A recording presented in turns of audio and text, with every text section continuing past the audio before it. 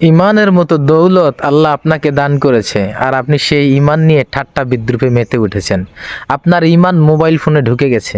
আপনি মসজিদে গেছেন সালাত আদায় করার জন্য, ইমাম সাহেব খুতবা দিচ্ছে, আপনি পিছনে বসে বসে মোবাইল টিপছেন। ইমান আপনার কোথায় গিয়ে দাঁড়িয়েছে বলেন? ইমাম সাহেব নামাজের জন্য প্রস্তুতি গ্রহণ করছে, দাঁড়িয়ে গেছে, আপনি মসজিদে বসে বসে গেমস খেলছেন। ওখানে কি গেমস খেলার জায়গা? এটা কি মসজিদকে সম্মান করা হলো? আপনার আমার বিবেক আজ কোথায় গিয়ে দাঁড়িয়েছে বলেন?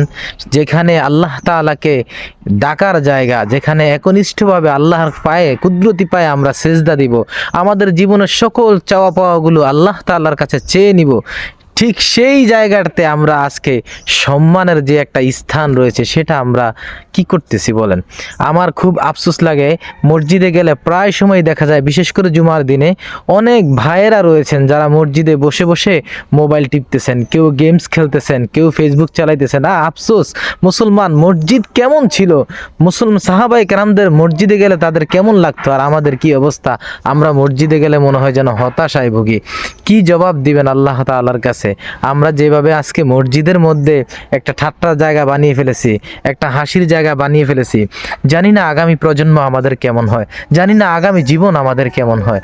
যেই সমস্ত ভাইয়েরা মসজিদের মধ্যে বসে মোবাইল ফোন ব্যবহার করেন, আপনার জরুরত, একান্ত জরুরতের খাতিরে যেতটুক করা যায় সেতটুক করেন, কিন্তু আপনি মসজিদে বসে গেমস খেলেন, মসজিদে বসে আপনি ফেসবুক চালাচ্ছেন, ফেসবুকে আবার অশালীন নাচ গান আসছে, সেখানেও আপনি কদ্দূর দেখছেন। এগুলা কি? মসজিদকে আপনি খাটো করছেন না? আল্লাহ তাআলার একটি পবিত্র স্থান, যেখানে আমরা আমাদের দিল, আমাদের আত্মা, আমাদের অন্তর সফর্দ করে দেই, সেখানে গিয়ে আপনি এই সমস্ত আচরণগুলো করছেন। অথচ আপনার বিবেকে একটুও বাধে না? আপনার বিবেক কি একটুও আপনাকে সাড়া দেয় না যে তুমি এখানে কি করছো?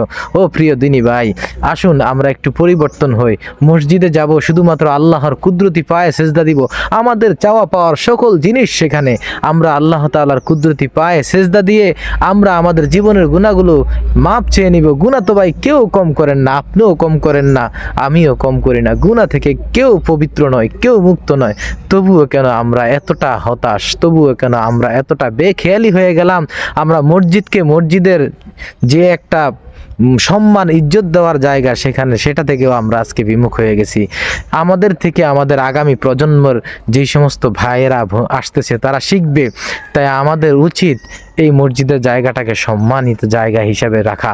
রাসূল সাল্লাল্লাহু আলাইহি ওয়াসাল্লাম মসজিদে বিচারের কার্য সম্পাদন করেছেন, বিবাহ মসজিদে পড়িয়েছেন। যেটুক ইসলামী সুন্নাহ সাপোর্ট করে, যেটুক ইসলাম গণ্ডি সীমানার মধ্যে রেখে মসজিদে করা যায় সেটুকুই করবেন। আপনি মসজিদে বসে ফেসবুক চালাবেন, মসজিদে বসে আপনি গেমস খেলবেন, মসজিদে এগুলা কি ভাই? এগুলা আল্লাহ তাআলা আমাদেরকে হেফাজত করুক।